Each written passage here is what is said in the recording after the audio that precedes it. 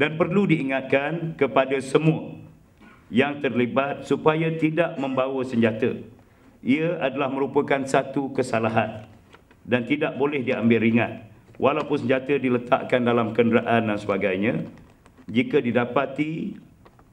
diperiksa dan mendapati senjata tersebut dibawa, maka semua yang ada di dalam kereta tersebut pada ketika itu boleh disabitkan dengan kesalahan di bawah Akta Bahan-bahan Kakisan dan Letupan dan Senjata Berbahaya 1958, di mana Seksyen 6.1 memperuntukkan mana-mana orang yang membawa atau memiliki di mana-mana jalan atau tempat awam apa-apa senjata berbahaya kecuali dengan kebenaran yang sah bagi maksud yang sah adalah menjadi satu kesalahan.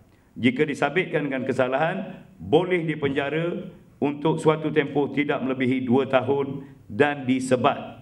Saya ingin memberi penekanan kepada Seksyen 24B Akta Kesalahan Pilihan Raya 1954, iaitu kesemua penceramah politik, iaitu calon-calon, perlu mendapatkan permit dari Ibu Pejabat Polis Daerah di mana ceramah itu diadakan.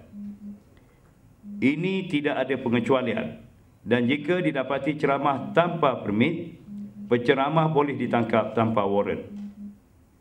Peringatan ini adalah penting kerana penceramah adalah selalunya ahli politik dan jika ditangkap mungkin akan menjejaskan kedudukan mereka untuk bertanding.